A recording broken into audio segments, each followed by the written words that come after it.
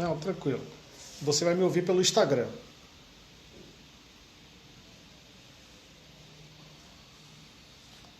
Perfeito, já estou aqui no Instagram, pode entrar.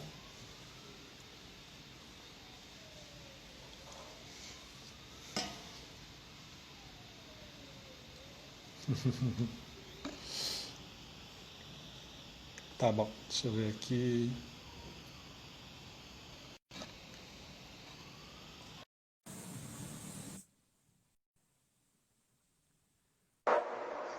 Agora, hein? Pronto. Show. Deixa eu baixar meu celular aqui, porque senão vai aparecer aqui um monte de gente dizendo, vai ter, tá tendo retorno, tá tendo retorno. Cara, Flavinho Porpino. agora eu tô te Paz, ouvindo. graças a Deus. Estamos online agora em tudo que é canto. Agora vai ficar legal para a gente bater um papo sobre esse saneamento básico aí que todo mundo está falando. Todo mundo está numa apreensão desse negócio. E com razão, já né? está entrando aqui, já está entrando o pessoal aqui. A Maiara Luna está entrando. Já tem gente Júnior no YouTube. Olha aí, ó, Felipe Souza. Esse personal esse aí é craque, viu, meu amigo? Felipe Souza, direto dos Estados Unidos. Eita, veio de longe. Vem de longe, esse vem de longe. Vem de longe. A Maiara aí, tudo bom, Maiara? Satisfação tê-la aqui conosco. E o bate-papo hoje com essa fera aí, ele que, cara, tem uma história já de projetos, de instalação, de projetos voltados para saneamento básico aqui no Brasil, aqui em Pernambuco. Tem uma história muito bonita, também como docente. Nós nos conhecemos assim, não foi? Nossa conexão é essa, né, Flávio? É verdade, a academia nos uniu. Que maneiro, cara. Muito, muito feliz. Mas o nosso papo hoje, Flávio, é sobre esse marco do saneamento básico brasileiro, né? A gente sabe que a gente tem números horrorosos de saneamento básico brasileiro, são números assim que são medievais, né? Só 50% da população brasileira, por exemplo, tem acesso a esgotamento, né? 100 milhões E se a gente sobe para a região Nordeste, região Norte, os índices são menores ainda. São menores ainda. Então, você tem, por exemplo, 35 milhões de brasileiros que não têm água potável, né, chegando na sua torneira, e aqueles que têm intermitência nesse processo de distribuição e entrega. De distribuição e etc. Fora as perdas nossas, que são aqui uma cavalice. Assim, a gente joga água fora aqui no Brasil como se joga estrume de vaca. É um absurdo. Assim, a média nacional, salvo engano, com base no SNIS, que é o Sistema Nacional de Informações de Saneamento, está oscilando entre 17% e 27% de perda. Cara, a minha pergunta para você, direto ao ponto, certo? O marco do saneamento básico de ontem, ele é histórico? E por que ele é histórico, cara? Pronto. Eu acho que... Pois é, bicho. Vamos fazer o seguinte, vamos colocar todo mundo que está agora com a gente na mesma página, né? Para entender um pouquinho do que é o saneamento no Brasil. Pessoal, é o seguinte, quando a gente fala de saneamento no Brasil, a primeira coisa que a gente tem que lembrar é que água não é saneamento. Dentro da história de como a gente pensou a questão do saneamento, a água é um insumo na cadeia produtiva. Então, o que é que acontece? A gente cria um sistema e desenvolve ele nacionalmente para que a gente consiga trabalhar a questão da água, o uso da água, a exploração da água, e regionalmente, ou seja, em cada estado, em cada município, a gente começa os projetos de prestação do serviço. E na década de 60 e 70, para quem conhece um pouco da história do Brasil, sabe que o governo militar ele fez um estímulo e investimento a uma estatização da prestação de serviço. Quando a gente vai para a redemocratização na década de 80 e 90, o governo federal olha para essa realidade e começa a vender suas estatais.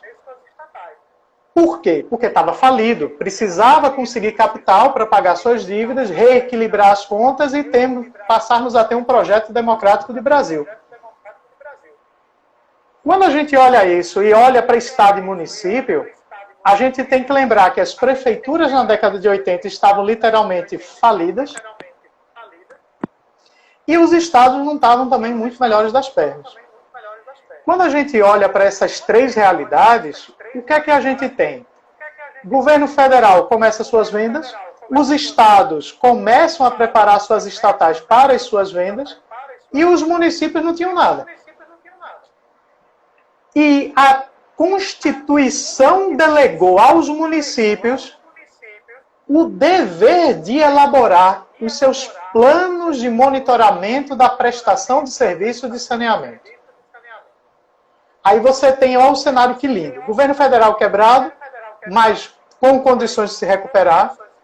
Estados quebrados, mas com condição de se recuperar, porque tinham ativos a serem vendidos, era possível. Mas os municípios não. Então a gente tem aí 30 anos de desenvolvimento de um projeto muito bom, que foi muito importante, de política pública de saneamento, entre a década de 60 até o início dos anos 90. E começa a década de 90, uma década perdida, morta, em que a gente não sabe bem para onde vai dar o tiro, mas tem uma certeza: o município é o titular da prestação de serviço. É o responsável por fiscalizar, planejar e desenvolver. Mas município quebrado gerou o quê? Impossibilidade de desenvolver esses projetos. Em vários estados, as empresas estatais que são estaduais de prestação de serviço de saneamento vinham sendo preparadas ao longo dos anos 90 para serem vendidas, tal qual a gente fez com as de energia, as Coelba, Celp, Coal, enfim, Cepisa, são várias no Brasil todo, mas quando a gente entra nos anos 2000, se percebe que não há interesse do capital privado, da equity, do investidor particular, em colocar dinheiro em saneamento. E aí começa o desenvolvimento do que apenas depois ficou conhecido como Marco Regulatório do Saneamento, que é a Lei 11.405. Quando a gente chega aqui, a gente já tem um período, então, de década de 60, 70, 80 e 90 perdidas, que a gente perde esse histórico, e começa uma nova caminhada. Olha, quando o marco regulatório entrou, ele coloca dentro do projeto de saneamento básico 4 tipos de serviços diferentes, todos a cargo do município, tá? E lembrando que o governo federal não entra nessa prestação de serviço, o governo estadual não é quem planeja, e quem tem que se abraçar com esse osso é o município, que continua não estando muito bem das pernas, né? Melhoraram muito nos últimos 10 anos, né? A lei de responsabilidade fiscal e os órgãos de controle estão em cima, mas é na corda da bamba, assim como estão os estados. E o que a gente não tem certeza é como estaria o governo federal hoje, né? Porque ninguém tem certeza das nossas contas, né? Se realmente a gente está equilibrado ou não. Mas deixa eu te fazer uma pontuação. Hoje a gente tem uma situação em que diversos estados eles gastam mais de 75% daquilo que arrecadam com pagamento de servidores públicos. Tá? A grande maioria dos estados, ou ele não está pagando absolutamente nada de dívida, está enrolado, e depois da pandemia que foi que piorou a situação. Piorou. Certo? E os estados, teoricamente, não têm dinheiro para isso. O Brasil veio no endividamento PIB, endividamento barra PIB, que a expectativa do IFMI agora, por exemplo, é que o Brasil chegue a 99% ou 100% da dívida PIB. Isso é assim, absurdo, estratosférico. Só para quem está assistindo a gente ter uma ideia, na época dos militares isso era 25% da dívida PIB e hoje está em 100% da dívida PIB. Tá? O Estado brasileiro engordou deveras, isso nem sem falar de pandemia. Sem falar de pandemia, engordou a beça. E depois da pandemia foi que, por questões de economia de guerra, teve que entrar para poder fazer alguma coisa para salvar as pessoas. Senão nós estaríamos aí não com 55, mas já com 200 mil mortos. Né? É verdade. Então,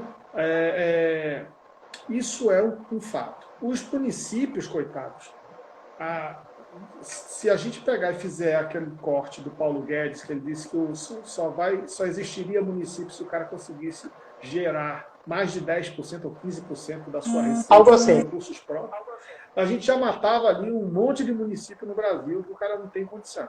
Então a minha pergunta é, deixa de lado a questão financeira, eles têm gente técnica, estrutura para montar um projeto de saneamento? E essa era a minha conclusão. A gente chega no marco legal do saneamento, né, com a 11.405, e tem toda aquela lógica de entregar aos municípios essa responsabilidade, mas com uma promessa de investimento federal. Então o que é que a gente faz? A gente cria o Ministério das Cidades, cria lá dentro uma pasta específica para saneamento, dá a pausa agora para a gente voltar. 4 tipos de serviço, totalmente distintos, tá? Fornecimento de água potável, esgotamento, que é o resíduo do ser humano, né? Com todo respeito, o pessoal que está nos assistindo, é xixi e cocô. Xixi e cocô. Não tenham dúvida disso, viu, pessoal? Resíduos sólidos, que é tudo que não é esgotamento sanitário. É tudo que a gente produz aí de cultura, de lixo. E águas pluviais, que é para manter as ruas sem estarem alagadas. É tratar essas águas que caem do céu e, eventualmente, alguma questão de água de margem de rio, algum transbordamento, mas isso só. Aí olha que maravilha, 4 tipos de serviços diferentes, todos nas costas dos nossos municípios. O nosso constituinte pensou certo. A lógica foi, olha, o município está perto do problema. Quem está na frente é o município. Vamos colocar, então, o governo federal e os estados como apoiadores. A lógica é maravilhosa. Aí entra a sua pergunta.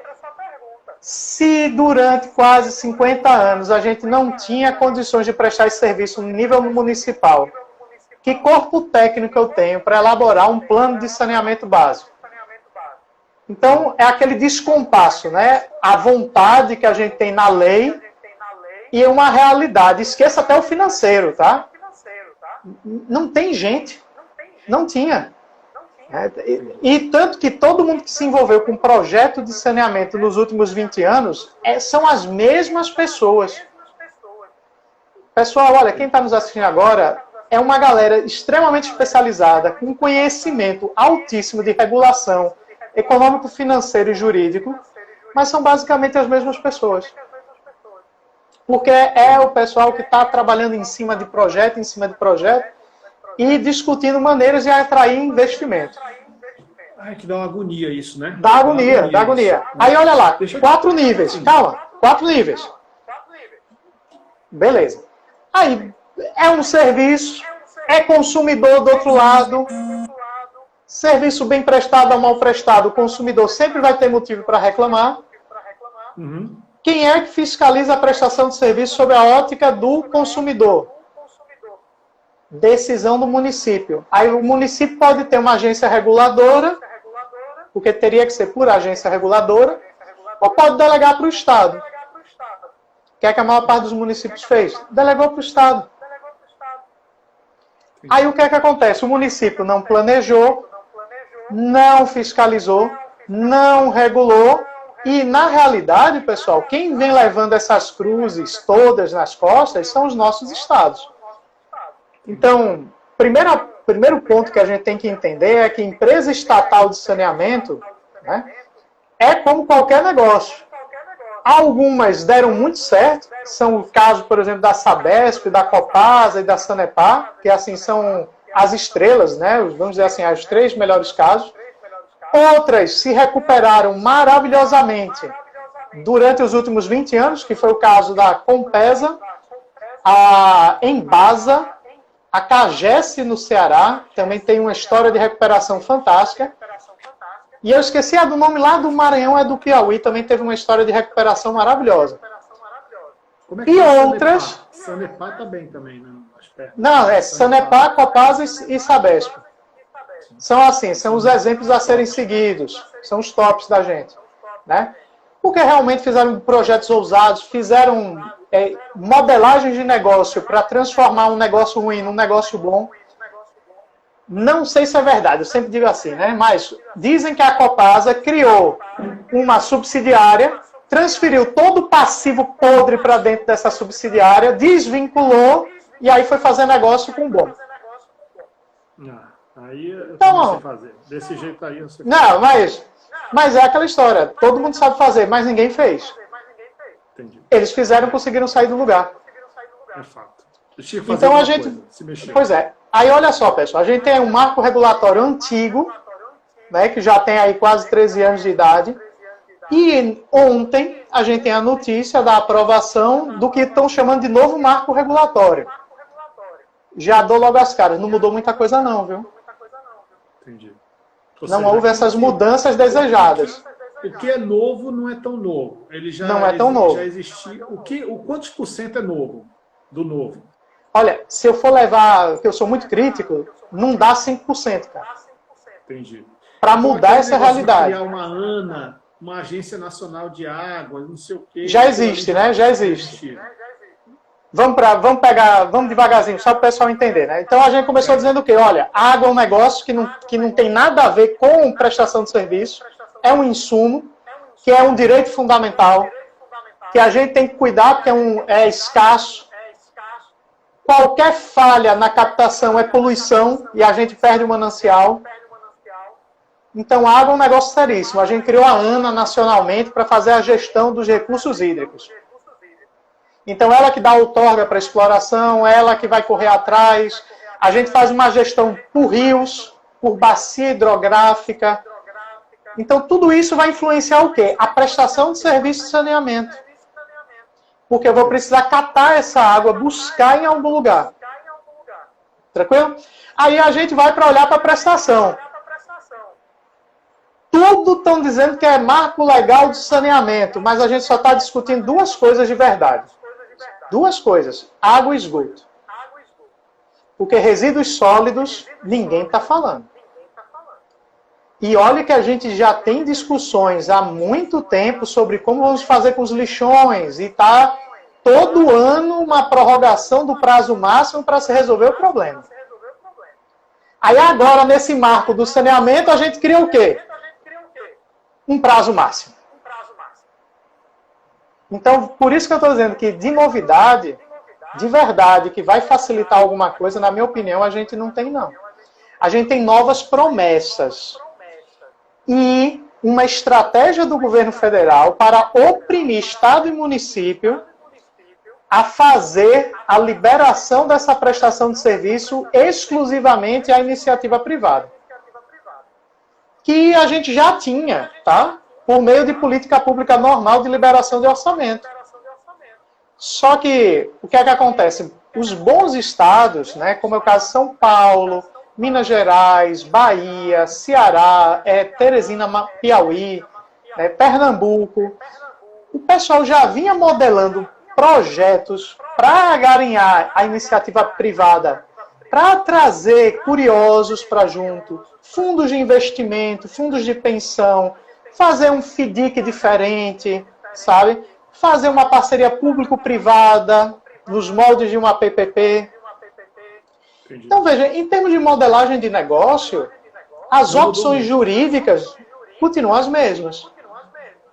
O que a gente tem, aí sim, é um alinhamento, né, com a política do Paulo Guedes, muito ultraliberal, diz assim, ó, Estado mínimo, vamos nos livrar das empresas estatais. A minha pergunta é a seguinte, em que empresa estatal incomoda o governo federal? Começa daí. Assim, veja só, uma coisa que aí você toca num assunto que eu gosto pra caramba, que é o Guedes, o liberalismo. Aí, pessoal, mas o lance é o seguinte, também você não foi convidado, e você já me conhece há muito tempo, você já não está aqui. Para ser fácil. Né? Aí, veja só, deixa eu falar o seguinte, existem umas estatísticas que eu vi, E, cara, os gastos com a galera que é de estatal é 2 vezes o valor, o gasto que eu falo de salário absurdo. Mas aí, veja, a gente está falando de estatal de saneamento, tá? Certo. A gente tem que sempre lembrar, pessoal, olha, a gente está falando de estatal de saneamento, não tem nível federal. O governo federal não presta o serviço. O município devia estar prestando, como a gente falou, está quebrado, não tem condição de prestar. Acabou que os estados mantiveram o modelo que eles já conheciam. E aí é muito interessante, pessoal, porque dentro de uma política pública de liberação de orçamento, vamos pegar o exemplo de Pernambuco. A adutora do Agreste, a gente tinha uma promessa de investimento de quase R$1 bilhão. Em 2012, até mais ou menos 2018, 2019, foi liberado 54 milhões. O que é que eu faço com 54 milhões? Por quê? Porque saneamento é caríssimo.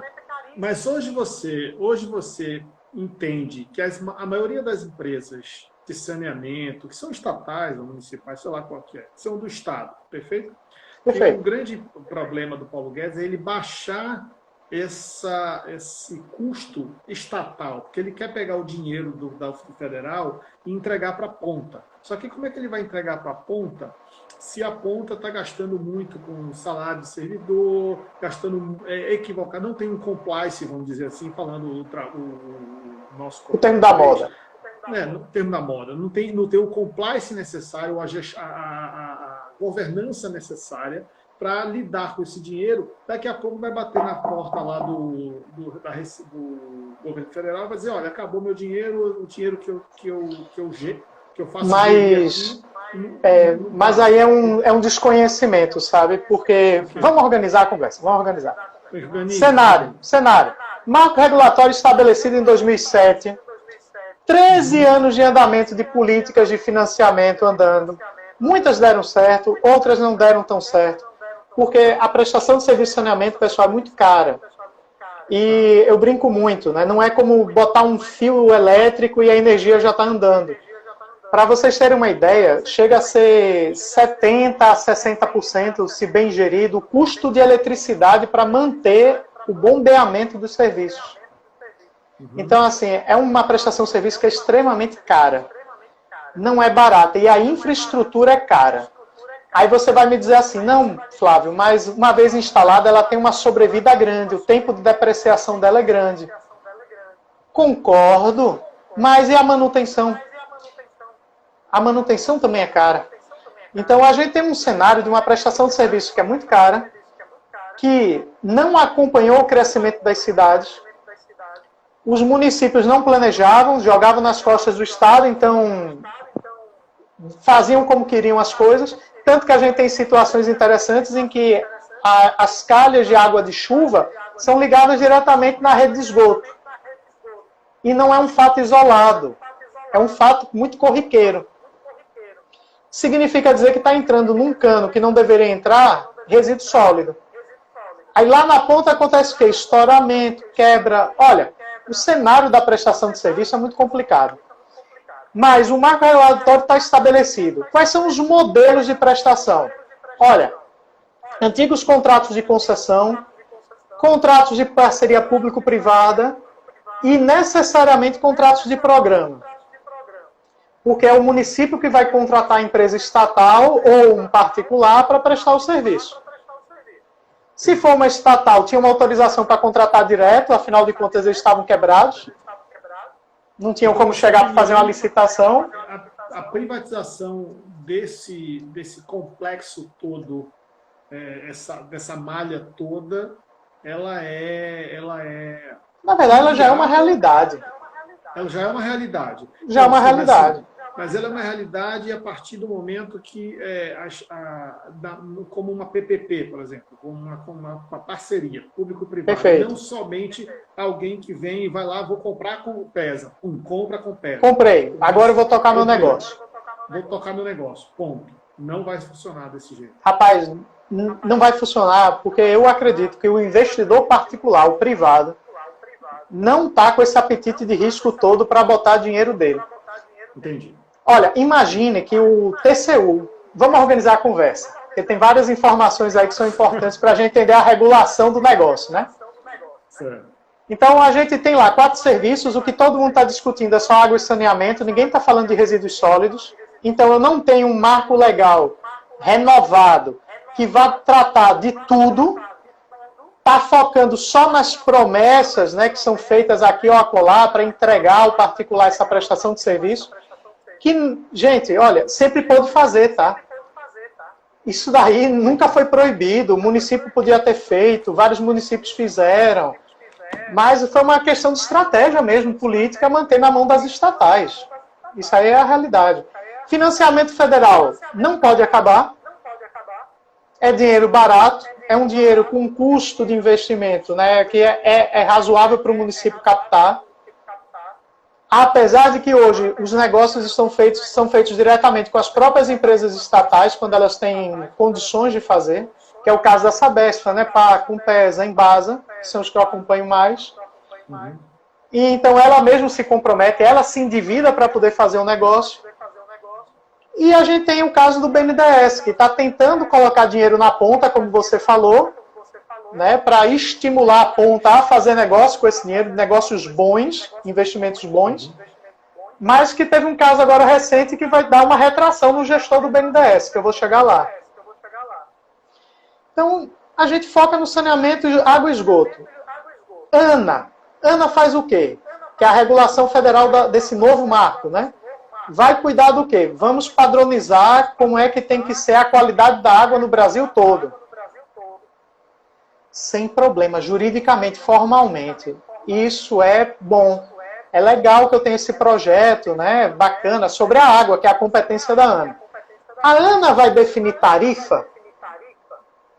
A ANA vai dizer para você que o seu modelo de regulação da prestação de serviço tem que ser igual no Brasil todo? Não pode. Pelo marco que eu li ontem, a ANA estabeleceria a tarifa era em subsídio cruzado. É a regra do subsídio cruzado. Exato.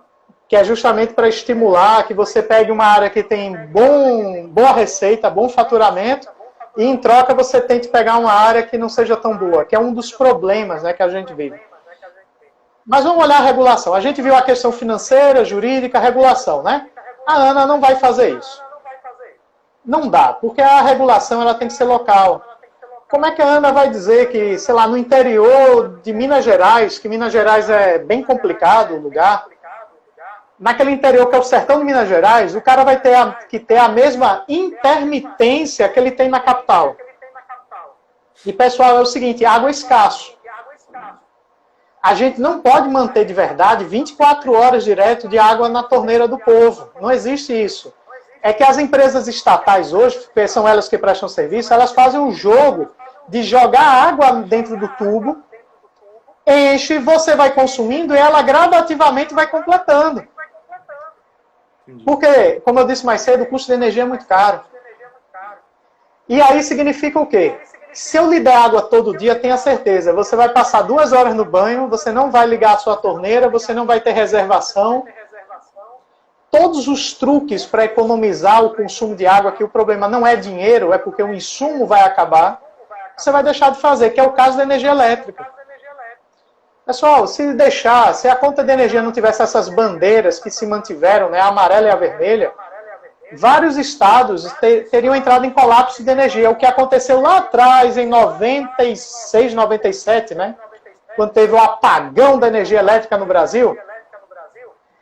E o apagão aconteceu por quê? O uso desenfreado, porque se acreditava que o insumo era infinito.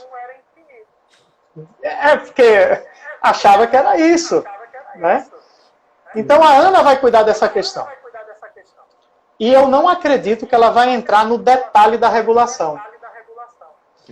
Aí você vai para nível estadual. A gente já tem agências reguladoras. Os municípios vão criar as suas. Não tem necessidade. O município não vai ter um custo, como você botou aí, né, de mais infraestrutura para conseguir fazer fiscalização desse serviço. Aí a gente vai para os modelos de negócio. Contratos de concessão, contratos de programa e a grande sacada, a promessa de competição.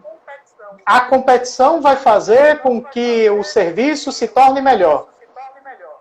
Pessoal, dentro de um tubo de água só passa uma água por vez. E logo só tem um dono dessa água. Eu e Léo não podemos compartilhar o mesmo tubo. Eu não posso dizer, Léo, metade do dia a água é a minha, a outra metade é a tua. Vamos compartilhar a infraestrutura. Por isso, pessoal, que a gente disse que o setor de saneamento é um monopólio natural. E imaginemos que nós pudéssemos colocar 2 tubos paralelos, o meu e o seu, para a pessoa escolher qual vai conectar na... imaginemos isso. Imagine. Vamos tirar aqui, ó. Vai ter o tubo que é do Leonardo e o tubo do Flávio. Só que esse tubo está tirando água do mesmo lugar. Exatamente. E era onde eu ia chegar agora. Isso vai acabar também. Aí não funciona. Não funciona. Aí, vamos lá, em algum momento o cara diz assim, eu vou conectar o tubo do Flávio aqui, que está mais barato. Ou tá menos intermitente. Está menos intermitente, whatever. Fantástico. Mas aí lá atrás o manancial está sendo degradado. O que poderia ser feito é uma pressão que o cara que está funcionando bem no Paraná, ele vem para Pernambuco. Aí você tira a concessão do cara de Pernambuco e dá o cara do Paraná. Mas aí entra a grande sacada, né? Essa renovação do marco. Não. O que é que o marco está dizendo? Olha, vamos fazer o seguinte. Se quiser, tem que fazer licitação. Então, o que é que a gente diz? A competição é na fase da licitação. Depois que você assinar o contrato de prestação de serviço, é você com Deus. Então, guardadas as proporções, os municípios, quando contrataram as estatais, estaduais, eles avaliaram as opções, verificaram se tinham condições de gerir uma licitação, que eu sou bem sincero, não tem. A maior parte desses municípios não tem pessoal qualificado para criar o edital, o contrato, o planejamento, fazer os estudos preliminares, fazer um modelo de teste, nem que seja só econômico, sabe, Léo? Numa planilha de Excel bem bonita, fazer variaçãozinha, alterar um tributo, alterar um valor de energia elétrica, sabe? Fazer uns cenários, cara. O pessoal tá ainda olhando muito para o umbigo, muito para dentro, com as coisas de dia a dia. E aí entra aquela história, né? Qual a preocupação do município? Saúde de família, educação, transporte. Transporte local, manter as ruas adequadas, são coisas pequenas. Entendi. E garantir que não tem alagamento nas ruas, né? Então, a gente meio que teve uma conformação do setor nesse sentido. Aí a sua pergunta é, tem motivo para votar não no que foi votado? Né? Aí, de agora eu posso dizer o seguinte, dentro desse cenário, o que foi votado era para ter recebido um belo de um não. Porque ele não inovou grandemente, né? Ele não trouxe verdadeiras alternativas para os municípios. A gente tinha que ter feito um negócio pensando no pobre do município. A gente pensou foi em tirar a empresa estatal do estado do negócio.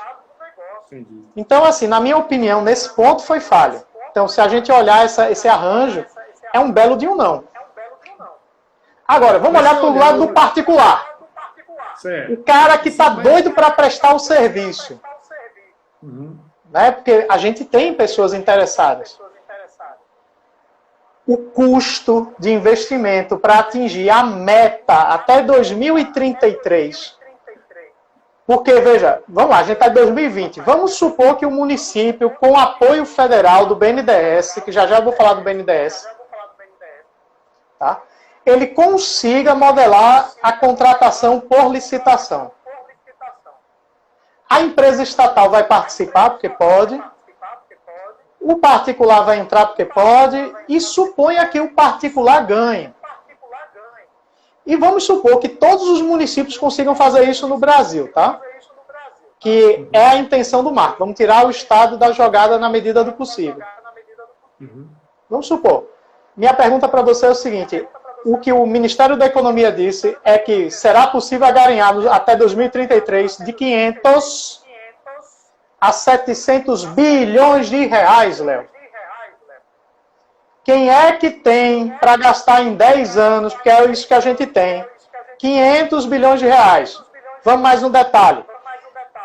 A ideia é que o município, o Estado ou o privado consiga fazer grandes investimentos em obras de saneamento dentro desses 10 anos. Tá? Olha, a adutora do Agreste no estado de Pernambuco tinha um prazo de execução baixíssimo, porque tinha uma promessa de dinheiro de apenas, vamos botar em valor presente, né? Valor presente, eu digo, valor projetado para o futuro de R$1 bilhão, tá? Uhum. Tranquilo? Tranquilo. Beleza. O governo federal só botou 53 milhões no negócio todo. Era para ter terminado lá no máximo em 2014. Um investimento social maravilhoso, porque a gente ia levar água para municípios no interior que não tem água de verdade. E aí, como você falou, ia catar água, Deus sabe de onde para levar até lá. Que no caso é a transposição do Rio São Francisco. Né? Ótimo. Agora me diga uma coisa, então em 7 anos a gente só conseguiu 100 milhões de reais. A gente está falando que o governo federal está dizendo que com 10 anos o pessoal do privado vai conseguir 500 bilhões. Olha, eu não sabia que o governo federal, através de BNDES e outros órgãos de fomento, tinha 500 bilhões de reais para gastar com saneamento. Porque se tivesse... Uhum. A gente tinha ido atrás. Mas deixa eu te falar uma coisa. A gente tem alguns países, tá, que fizeram isso, só para você ter ideia, a França fez essa privatização em 1800 e bolinha. Nova York na mesma época. Nova York na mesma época. Isso lá os sistemas já são privatizados, né? Agora parece que a França, a coisa de 3 anos atrás, fez uma reestatização e parece que caíram os serviços, começaram a ter problema específico, e aí a França agora já vai de novo voltar para a privatização, já está procurando uma outra empresa para fazer a privatização.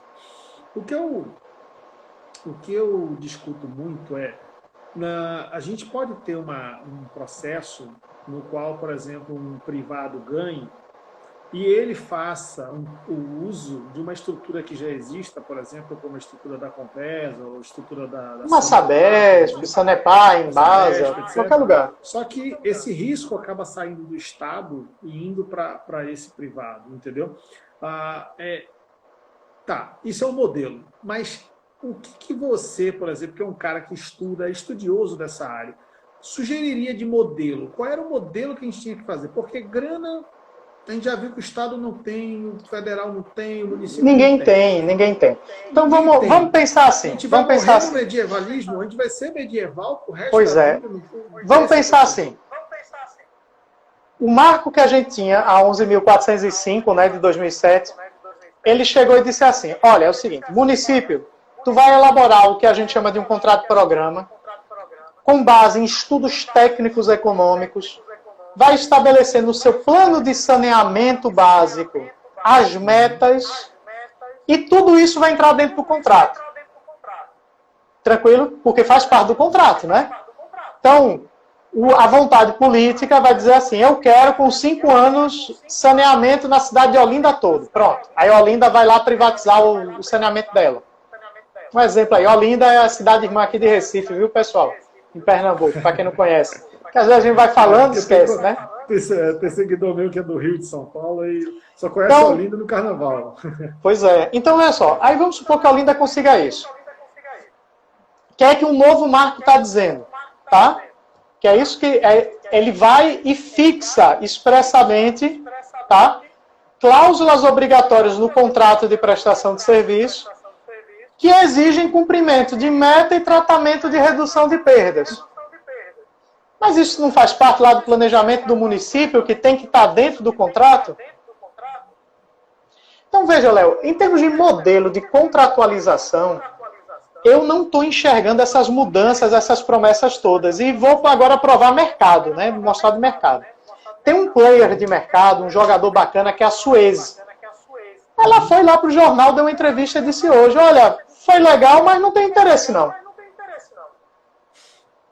Então, eu ainda não estou conseguindo entender na discussão o qual seria do mundo a seguir esse negócio, a fazer um negócio desse. O que a gente tem hoje são fundos de pensão. O que a gente tem hoje são fundos de pensão querendo colocar dinheiro em um negócio que tem uma rentabilidade e que tem um tempo largo de retorno. de 20 a 30 anos. Porque é a lógica deles, né? Tu entra agora, vai começar a verter seu aportezinho no seu investimento de pensão.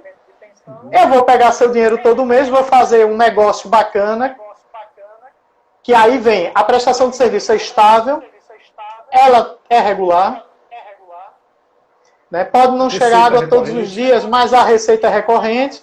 Aí eu consigo diluir, tenho o meu lucro, você tem seu dinheiro, mas isso é um modelo de negócio público-privado. O que eu sinto muito, né? E aí, assim, fazendo um resumo do Marco, veja só, o problema foram os contratos de programa, que é o modelo de contratualização que o município tinha à disposição. Não acho que fosse o modelo do contrato de programa o problema. Né? Aí depois vem a convergência regulatória, como o pessoal está falando. Né? Vamos levar tudo para a ANA. Passa, vamos levar lá para a ANA, mas a prestação de serviço, a ANA não vai ter condições de fiscalizar. Vai continuar em nível estadual. Agora, vamos fazer o seguinte, tem estados, que é uma outra questão, que as estatais estão quebradas, que é o caso do Rio de Janeiro. E mesmo assim, o Rio de Janeiro fez ontem uma audiência pública de quase 8 ou 12 horas, para tratar de um modelo de negócio público-privado, em que a sua estatal continua como controladora do negócio. Mas ela sai da operação. Então aí, começa a gente chegar no ponto. Nós temos talvez um déficit de gestão. Existem gestores públicos maravilhosos, como também existem gestores públicos inexperientes. Eu não vou dizer que eles são ruins, porque é mentira. Mas é inexperiente. No início da nossa conversa, o que é que a gente falou aqui? A galera que trabalha com saneamento é a mesma desde a década de 90. Começam a aparecer alguns novos e tal, porque vão aprendendo com, entre aspas, os mais velhos, mas os nomes mais importantes continuam os mesmos. Entendi. Vamos pegar o caso lá da Aldebrecht. Precisa. Vamos pegar o caso da Aldebrecht. A Aldebrecht tinha lá o braço ambiental dela. O que é que ela fez, né? Olha, entrou na crise da Lava Jato, tudinho, vou vender a minha Aldebrecht ambiental. Ela vai e faz a venda. Entra o fundo Brooksfield, né? Salvo engano, foi o fundo Brooksfield, um fundo canadense de pensão, e adota o nome BRK. Entra aqui em nível nacional e pega todos os contratos de concessão, todas as PPPs, todas as responsabilidades ambientais da Aldebrecht. Tranquilo? Ok. E aí ele faz o quê? Ele vai trazer modelos de gerir o negócio, mantendo o pessoal que é altamente especializado, que já estava lá dentro, e estabeleceu um programa de governança que não tinha antes. Aí conversa de bastidor. Conheço alguns diretores, algumas figuras importantes aí do grupo atual, que eles disseram, Flávio, os caras têm um modelo de gestão que a gente está correndo atrás para se adequar. Porque das duas, uma, ou se adequa ou é rua. Massa. Aí você vai para a crítica da empresa estatal. Como em todo lugar, a gente tem bons gestores e maus gestores. Na empresa privada, o mau gestor vai para a rua. Na empresa pública, a gente talvez ainda tenha uma ideia de manutenção do emprego público. Talvez. Por que eu digo isso? Porque, infelizmente, o pessoal que eu lido no dia a dia são profissionais tão bons que, se fossem para o mercado privado, estariam ganhando muito mais. Muito mais. A qualidade é muito grande, a especialização é muito grande. Então, hoje, o que é que eu penso? Olha, está faltando gestão para o negócio. E essa gestão, má gestão, talvez tenha começado nos municípios sem capacidade de fazer seus planos de saneamento básico. E aí, dentro do plano, a gente tem que lembrar que entrava o quê? E Leonardo sabe, quem está nos ouvindo aí talvez lembre, né? Não é só jurídico, não é só regulação, é econômico, financeiro, de onde vem o dinheiro. É só receita? Não tem negócio de saneamento hoje no Brasil que sobreviva só com receita. Porque é uma realidade que bons negócios trabalham. Olha, o dinheiro do sócio é o dinheiro do sócio, o dinheiro do negócio é o dinheiro do negócio. A Receita tem que pagar o operacional todo e investimento é empréstimo. Tem que pegar empréstimo. Alguém tem que botar dinheiro, cara. Eita, agora, meu Deus do céu, um outro ponto que aí esse sim eu digo para você, olha, foi interessante, tá certo?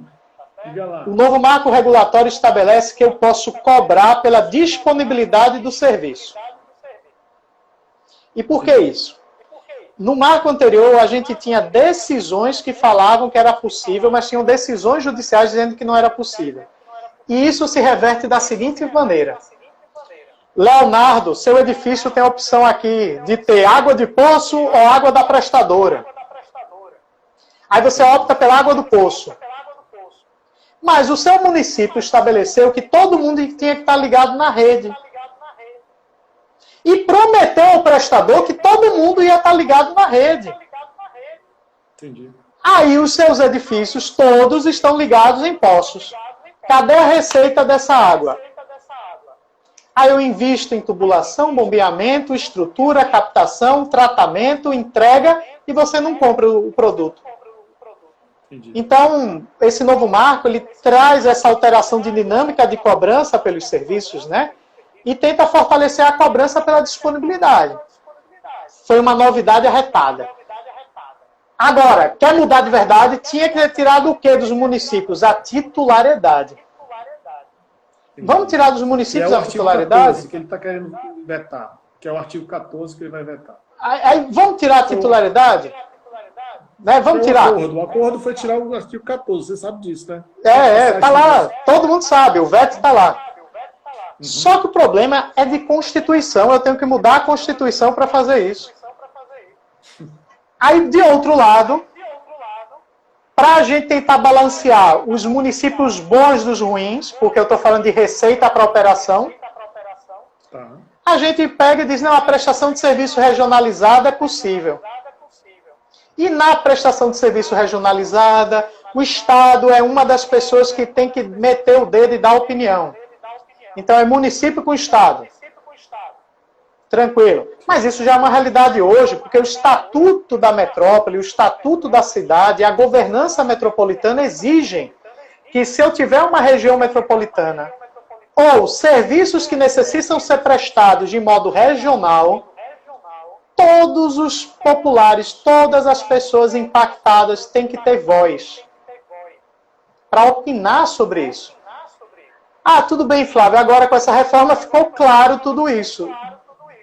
Na minha singela opinião, né? Quando modelaram o regulamento, o marco regulatório antes, já tinham pensado nisso. O problema foram alguns estados que tentaram privatizar e os municípios não queriam. Porque eles eram os titulares. Aí o Estado jogou a tese, mas em região metropolitana todos nós somos. E o Estatuto da Cidade, que é de 2000 ou 2001, já falava sobre isso. Entendi. E aí, mais uma vez, né, continuando essa lógica de boas coisas, né, enfim, esse marco vai dizer o seguinte, olha, eu dispenso a exigência de lei autorizativa para a gestão associada via convênios. Mas, gente, o modelo que a gente criou de associação, inclusive esse consórcio Nordeste para compra de medicamentos, que está rodando agora, né? É um modelo de gestão associada e precisava dos convênios para que os estados pudessem levar para quem tem voz, que é a Assembleia Legislativa, o direito de dizer, olha, a gente não concorda. Porque, novamente, é a questão da transparência e da participação popular, que continuam sendo princípios do setor. E para fechar aí, né, veja, estou trazendo só alguns pontos para você começar a perceber que talvez não tenham tido essas mudanças todas. As alterações são importantes, mas as mudanças não tem aquele toque, sabe? Para dizer assim, tocou meu coração, Léo. E tu sabe que eu sou chato, né? Assim, sou extremamente crítico, eu esperava bastante da discussão. Quem me conhece sabe que eu trabalho com empresa estatal de saneamento, né? E sabe que eu sou um ato defensor do modelo de negócio, que eu acho que o modelo de negócio tem condições de prosperar. Mas esse marco regulatório não tocou nos pontos mais críticos. que é a governança desses contratos e o que fazer com os municípios. Sou bem sério, pessoal, não tem como você dizer que o município tem condições de fazer. Vou dar mais uma prova, lembrei agora. O marco regulatório votado diz que os licenciamentos ambientais vão ser prioritários e simplificados. Os estados que eu conheço já têm modelos de licenciamento simplificado para saneamento básico. Então significa que é uma vontade política de ter? Beleza. Quem é o responsável, Leonardo, por fiscalizar o meio ambiente? IBAMA, sei lá. Município. Município Começa sempre no município. Aí o município não tem condições de fazer porque não tem corpo técnico. Aí a legislação vai e diz o quê? Então busque auxílio de quem? Estado. Na ausência dos dois, federal. E tem, claro, as competências de fiscalização que são unas, né? Que é, por exemplo, Fernando Noronha, a gente tem federal, tem estadual e tem administração. Então, assim, veja que os modelos de governança já estavam presentes. Aí se você disser para mim, Flávio, para que votar um novo marco hoje? Com toda a sinceridade, Léo. Consolidar as boas práticas. Entendi. Aí faz sentido a gente falar de privatização, modelos de negócio, transparência em contrato, ANA como reguladora geral. Então ele valeria a pena, só te interromper, desculpa, ele valeria a pena para consolidar boas práticas que existem espalhadas no Brasil. Então, a minha pergunta de novo a você. Você disse a parte do não. Eu não votaria porque ele não foi inovador, porque ele não foi disruptivo, ele fez mais do mesmo. E eu votaria a favor por conta da necessidade de se consolidar as boas práticas vindas de vários setores. Isso você votaria a favor, e até um tópico que você menciona, que é para regulamentar algo que já estava procurando, que é apoio da iniciativa privada. E aí trazer a segurança que a iniciativa privada hoje está reclamando, né? Olha, eu não tenho segurança jurídica. Que aí não é um problema, vamos dizer assim, de saneamento, né? É um problema Brasilis. Brasil. Não adianta. Para quem está nos assistindo, em 1995 ou 96, o FMI disse assim: quer dinheiro da gente? Institua um jeito de tirar de dentro do judiciário todas as brigas que vocês têm. Aí Marco Maciel vai... Tá no relatório, bicho. Isso tá no relatório do FMI, isso que é o legal. Aí Marco Maciel vai e faz o quê? A lei de arbitragem. Ai, Jesus. Que coisa fabulosa. Resolveu o quê? Nada. Não resolveu nada, pessoal. Contudo, resolveu um ponto. A gente estava no processo de desestatização e o pessoal que estava chegando no terceiro mundo, né, no país em desenvolvimento chamado Brasilis, olhava para o judiciário e dizia: se eu for brigar com o acionista detentor da ação preferencial chamada Golden Share, que foi criada na época para poder ter um voto lá de veto, né? Se eu for brigar, vai para o judiciário, vou me lascar. Vamos botar aqui a arbitragem, resolvendo esse ponto. Quem se beneficiou disso claramente, pessoal? Petrobras. Isso foi um fato assim, marcante na gestão. Flavinho, estamos chegando aqui a quase uma hora de bate-papo. Valha-me Cristo. Bate-papo. Nem falou nada, pô. A gente só está pincelando, dando uma geral. Cara, isso é um papo de saneamento básico de 3 anos, porque se a gente está em época medieval, onde 100 milhões de brasileiros não têm acesso ao nosso direito, a gente está falando de 50% da população nacional sem acesso a algo que deveria ter acesso, né? Você tem ideia? A gente tem uma mortalidade infantil que é maior do que a média da América Latina, justamente por falta de saneamento básico. Pessoal. Mas deixa eu te fazer... Só um comentário, assim, Léo, antes de tu jogar, para a gente fechar um raciocínio só. Então a gente tem 50 anos aí de tentativa de desenvolver o setor. Há uma instabilidade política terrível. Há uma instabilidade regulatória, mas não é da própria legislação, mas sim dos projetos feitos em cima dessa legislação. E a gente tem o velho risco político. Veja, eu estou falando de instabilidade institucional, tá, de governo, mas eu estou desvinculando do risco político, tá? O que é o risco político? É o governador acordar hoje, ou o prefeito, e dizer assim, eu quero que fure e passe um cano aqui. Eu não estou falando das políticas de Estado, eu estou falando desse risco. Porque se... Olha, estamos tendo agora vários processos de remunicipalização. Já são 300 e poucos casos no mundo. Baseado em satisfação do público em relação do serviço do privado. Mas eu não tenho dados, Léo, para te dizer que essa insatisfação é por causa da operação do serviço. Uhum. Eu começo a achar hoje, com toda sinceridade, que é a insatisfação política. Que é esse risco do político. Sim, né? Sim. Mas fora esse papo, tem a questão de que nós precisaríamos profissionalizar a gestão pública. Seja ela na área, seja ela no judiciário, no legislativo, a gente precisa profissionalizar, porque infelizmente a gente está vendo aí que não é um problema de um setor apenas. A gente precisa profissionalizar de todos. O negócio. A gente não tem... E aí vem o professor Júlio Ribeiro, que é um grande professor, colega nosso, que ele tem lá um manual de gestão baseada em valor na gestão pública. Então, esse negócio é que eu acho que é uma baita saída para nós pensarmos... E a gente começar a pensar também em modelos disruptivos de negócio. Veja que... Por que não pode demitir funcionário público, Deus do céu? Mas, homem, eu digo para todo mundo, na área das estatais, é permitido. Aí não faz, cara. A gente tem Entendeu? De 40, 50 anos aí, cara. Isso aqui a minha agonia que o cara veja, vamos falar só de saneamento, tá? Só de saneamento. Fizeram uma pesquisa e deu uma média salarial lá ano passado, que a média salarial era de 15 mil reais. Ótimo.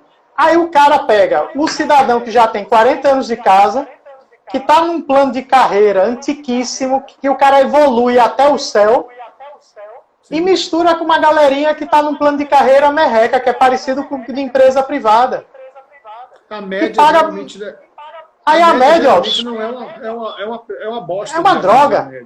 Pois é. Média, mas aí veja. A média é cabeça no forno e pé no congelador. No congelador. Mas aí isso faz o quê? O meu investidor privado quer entrar, vê isso e diz assim, eita, então, se eu entrar nessa estatal, eu vou ter um custo de dispensa altíssimo. Sim, é fato. Você assusta seu investidor. Isso com toda sinceridade. Olha, o pessoal que produziu essas análises é uma galera boa, muito boa, que trabalha no setor, mas eu, Flávio, quando eu bati o olho, eu rasgava e dizia, eu não vou botar dinheiro nesse negócio nunca. Sim. Você vai lá pegar o passivo judicial da área de consumidor das empresas estatais de saneamento. É um passivo alto, Léo, é um contingenciamento que, segundo o último dado que eu peguei, oscila por mês, tá? Entre 1 e 3 milhões de reais, a depender do lugar. Aí tu vai botar dinheiro que o cara está contingenciando por ano 12 milhões, pelo menos, para pagar a indenização. Complicado. Flavinho, deixa eu te falar uma coisa. Estamos terminando aqui, falta 1 minuto para terminar. E eu sempre faço uma pergunta para todo mundo que vem aqui no bate-papo comigo para fechar. Tu desfez a tua câmera aqui no outro aqui. Aí vê só. Tu acha o que foi que essa quarentena te ensinou que tu não vai largar nunca mais na tua vida? Ah, bicho. É essa daí, viu? Que a quarentena me ensinou que eu nunca mais vou largar. Pronto. Rapaz, transformação digital. Entendi. Definitivamente. Essa você... É a lição dessa quarentena. A lição da sua quarentena foi a sua digitalização pessoal. Você se digitalizou. Pois é. Totalmente. Sensacional. Já estou animado, até contrato eu vou assinar com um certificado digital, rapaz. Coisa boa, meu Deus do céu. Flavinho, bicho, um beijo grande. Obrigado, cara. Valeu, Léo. Você é um cracaço. Você sabe que eu gosto muito de debater com você. E um social-democrata e um liberal na... É o que dizem, né? Mas quando a gente senta, ninguém mais sabe quem é o quê. Grande abraço, querido. Fica Abração. Tchau, tchau. Tchau, tchau.